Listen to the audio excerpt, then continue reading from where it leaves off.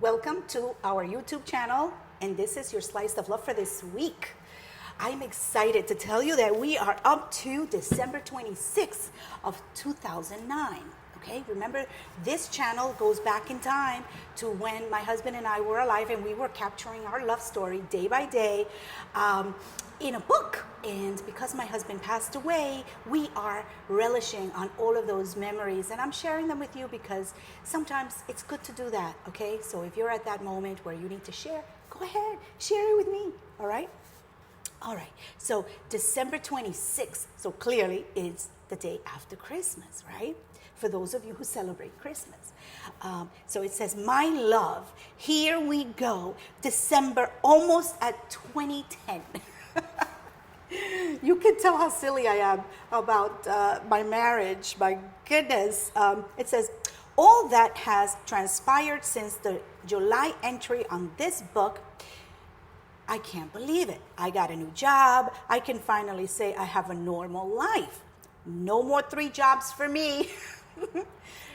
I now have you to care for. We have moved to Florida. And we have unpacked 168 boxes.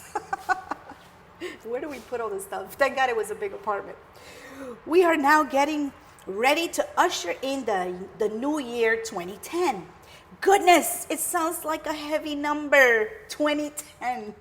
I am happy, my love. Today, Cookie and Chabela spent the night over after Glenis and Jeffrey's party. I love them. My sweetness, are you happily married?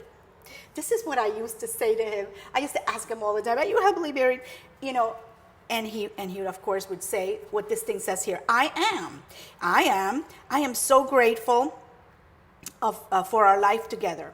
I love you and I love my life with you, your wifey. Okay? And then December 28th, just 2 more days later, I say, I'm on the east-facing terrace, looking at the Atlantic Ocean and listening to the waterfalls. I'm tired today.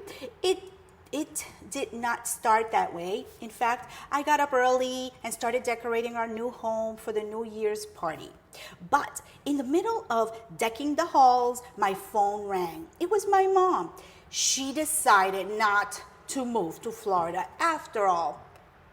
Very disappointed and a bit confused between her fights with my father and her latest change of heart about the moving. She's killing my inside. Has she decided not to come because she wants me to do more? That's a negotiating mechanism, Papa. Or is she really bent on not coming over? My heart tells me she's using me. Watch. She probably tells me she wants someone to move in with her. I just know it. I'm so unhappy right now. Only the comfort of knowing I'm happily married helps me cope with this stupidity at this time. Now, you see, I write the good, the bad, and the ugly. It doesn't matter what's happening in my life. I'm writing it down.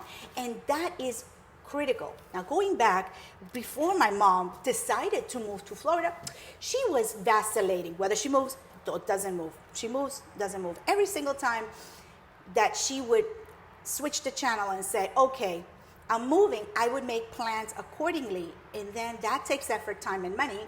And then she would say, I'm not coming. And so I had to undo a lot of that. And that takes time, effort, and money. And so I felt I was wasting a lot of time, effort, and money on this going back and forth. But love prevails. And she did eventually come around, and she kind of loves Florida now. But it is important to write things down because you know your life is not always that perfect. Mine is not either.